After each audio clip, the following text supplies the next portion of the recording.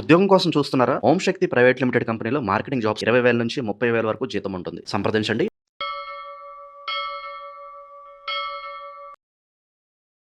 మేషరాశి మేషరాశి వారికి ఎన్నో అద్భుతమైనటువంటి కార్యక్రమాలు, ఎన్నో నిర్వర్తించేటువంటి అవకాశాలు, ఎన్నో శుభకార్యాలు నిర్వర్తించడం కానీ, పెద్ద మనుషులుగా ఉండడం కానీ, కార్యక్రమంలో పాల్గొనడం కానీ, బాధ్యత తీసుకోవడంలో కానీ వెనకాడరు.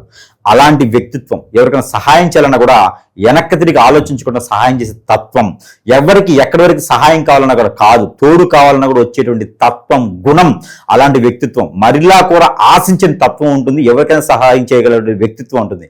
అలాంటి మేషరాశి వారికి ఏదైనా గ్రహారీత్యా దోషాలు అనేది ఖచ్చితంగా వస్తుంటాయి. గ్రహాలు మారినప్పుడు స్థితిగతులు అనేది ఆటోమేటిక్గా అటు ఇటు అవుతూ ఉంటాయి కదా.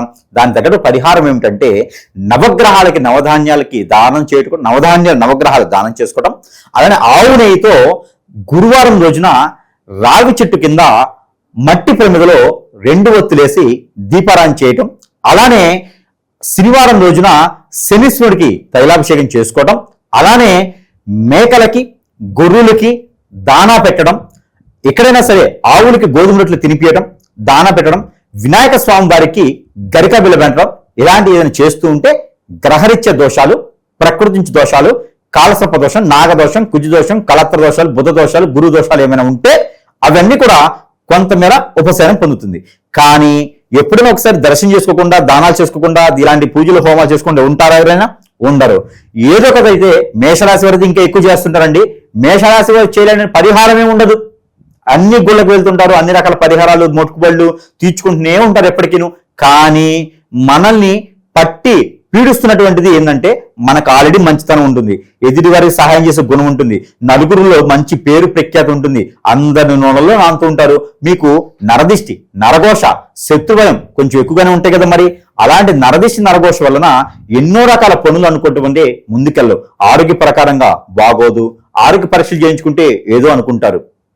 అలానే అనుకున్నట్టు కార్యక్రమం ముందుకు వెళ్ళకపోతూ ఉంటే గమనించండి ఒకసారి. ఇన్ని రకాల హోమాలు, యజ్ఞాలు చేస్తున్నాం, పూజలు చేస్తున్నాం, మనం ఎందుకు ముందుకు వెళ్ళలేకపోతున్నాము? ఆర్థికపరంగా ఇబ్బందులు ఎందుకు ఉంటున్నాము? ఇల్లు లేదు, వాకిల్ లేదు, ఏమి సాధించుకోలేకపోతున్నాం ఎందుకని? ఏదైనా భార్యాభర్తలు సుఖంగా ఉన్నారంటే అది లేదు. చికాకులు, పరాకులు, తెల్లేరు, కోపము, చికాకు, మన మీద విరుసుకు పడటం. అలానే ఆర్థిక స్థితిగతులు, ఒకటి సొంతగా ఉండదు, ఎప్పుడు కష్టపడుతూనే ఉంటాం, ఎప్పుడండి సుఖపడేది అనుకున్నప్పుడు మనకి గమనికి రావాలి. ఈ మంచితనం తట్టుకోలేక ఎవరైనా మన పైన ఒక అడుగు ముందుకు వేసి ఏదైనా చెడుకులే చేపించారేమో ఆలోచించలేకపోయానమా?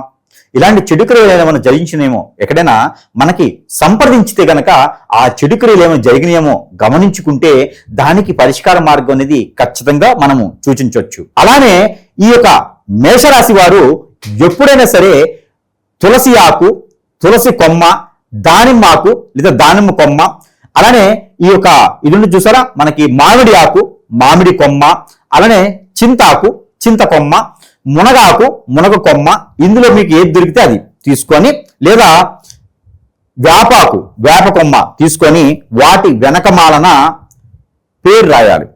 ఏదైతే శత్రువులు ఉంటారో, ఏదైతే మిత్రులు ఉంటారో కాదు, ఎవరి వల్ల మనకి ఇబ్బంది ఉందో, ఏ గ్రహం వల్ల మనకి ఇబ్బంది ఉందో పేరు రాసి అవన్నీ కూడా ఎక్కడైనా సరే కాల్చి వేసేయాలి. మనము దానిపైన ఏదన్నా కర్పూరం బిళ్ళలు పెట్టేసి కాల్చి వేసేస్తే మనకి ఎన్నో రకాల సమస్యలకి కొంతమేర పరిష్కార మార్గం అయితే దొరుకుతూ ఉంటుంది. అలానే బట్టలు, ఒక 3 వ్యక్తులకి బట్టలు దానం చేయడం ద్వారా కూడా మంచి కొత్త బట్టలు అండి, కొత్త బట్టలు దానం చేయడం ద్వారా కూడా ఆర్థికపరమైన ఇబ్బందులు మెలకుగా వస్తుంటది. బెల్లం పైన మనం ఎన్నో రకాల క్రియలు, చెడు క్రియలు రాసి దాంట్లో భూమి పైన బూడ్చి పెట్టాలి. పెట్టడం ద్వారా రాయి చెట్టు కిందనే పెట్టచ్చు. పెట్టడం ద్వారా మన మీద ఏదన్నా జరిగితే కూడా కొంతమేర ఉపశమనం ఉంటుంది. ఇన్ని చేసినా కూడా మనకి ఏదో ఇబ్బంది అవుతూనే ఉందండి, ఇంకా ఏదో సమస్య వస్తూనే ఉందండి, ఏ పని అనుకున్నా కూడా అవ్వట్లేదండి, ఏదో మొత్తానికైతే కర్మ మనకి పట్టి పీడిస్తుందండి అనుకుంటే కనుక అది నిజంగా కర్మ కాదండి, ఎదుటివారు మన మీద చేయించినటువంటి క్రియ. ఇది గమనించి గురువు గారికి సంప్రదిస్తే నిజంగానే పరిహార మార్గం అనేది సూచిస్తుంది. ఏది కూడా అనుకోండి, మనకి కాని పనులు అంటూ ఏది లేదండి. ఎందుకంటే మనకి పనులు అవ్వట్లేదు అంటే మన పైన ఎవరో శత్రుపీడ కాదు, మన పైన శత్రుపీడ కన్నా కూడా ముఖ్యమైనది క్రియలు చేపించారేమో అని గమనించండి. ఆ క్రియలు నిజంగానే ఉన్నాయి, వాటికి పరిహారం కూడా చేసుకోవాలి. అప్పుడే మనం ఎదిగడానికి ముందుకు వెళ్తూ ఉంటాం.